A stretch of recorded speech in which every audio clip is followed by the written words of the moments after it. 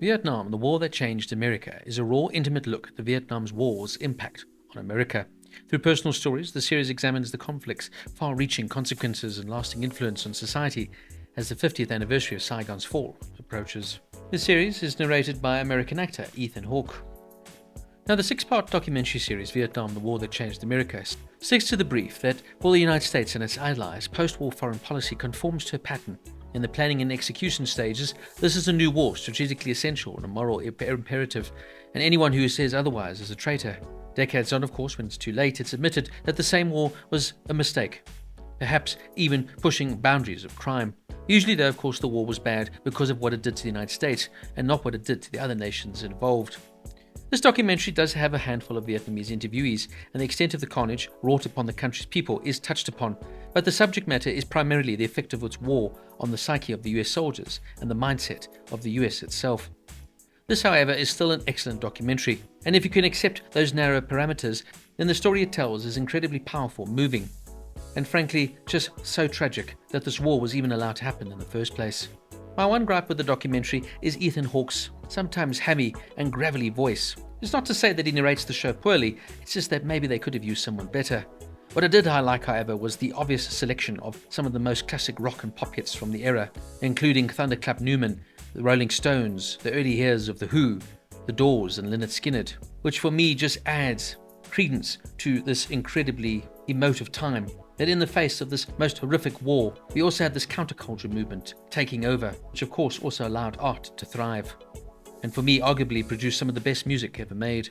The series starts with the Americans arriving in Vietnam in 1965, albeit that the war had actually started in 1955, when the French had of course vacated Vietnam, and the Americans were worried about the Soviet influence over the North Vietnamese. They would ally of course with the South Vietnamese. The first American soldiers were keen to do their duty, or at least happily ignorant of what awaited them ahead.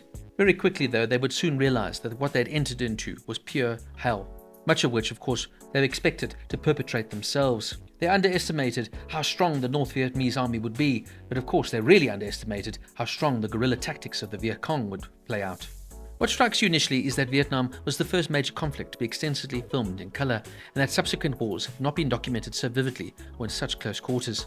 The footage here, especially in the lush green Vietnamese jungle, confronts us directly with what one veteran refers to as images that are burned into your soul.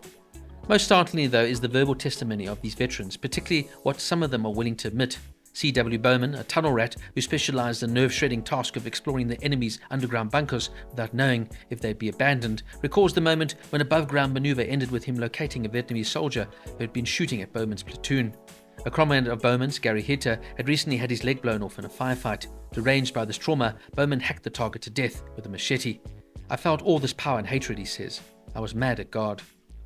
Another soldier, Scott Kamel, describes the view of the Vietnamese that the American troops were required to hold. I never thought of them as human. When he returned home, Kamel stayed with the Marine Corps and was deployed against anti-war protesters, thinking nothing of meting out violence there too. I thought they were just communist sympathizers and cowards. I hated them for this.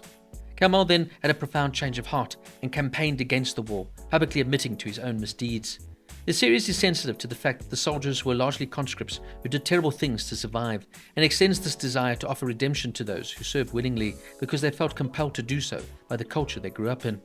The starkest example is Nurse Corps volunteer Joan Fury, whose blue-collar Brooklyn community took pride in serving one's country. Fury, observing anti-war demonstrators with contempt, signed up to go to Vietnam and treat the wounded, but was so shocked by all the needless and useless death, she saw that she was soon speaking out against the war and breaking protocol by finding excuses to even send lightly injured men back home.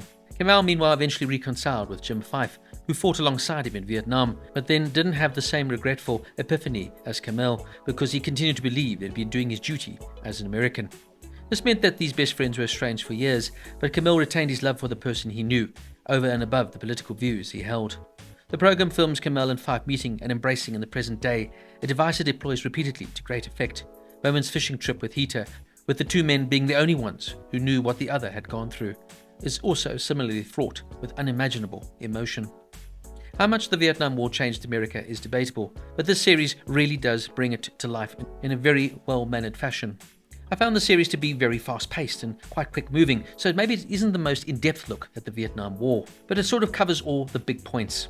From an initial excitement for American soldiers to do their duty and protect America's interests, to the men becoming reluctant, even turning upon their leaders, to the massive protests in the United States against Nixon, to the eventual fall of Saigon in 1975. Look, in many ways, as the saying goes, history repeats itself, and America has fallen once again into the same similar traps that the Vietnam War created. But what this series does do is it delves into a fascinating introspective time when a pointless war was raged across the other side of the world, destroying not only lives in that country, but also lives back in the United States. It led to a fascinating counterculture, to people voicing their opinions against their oppressive government. And maybe this message is more important to be heard now, more than ever.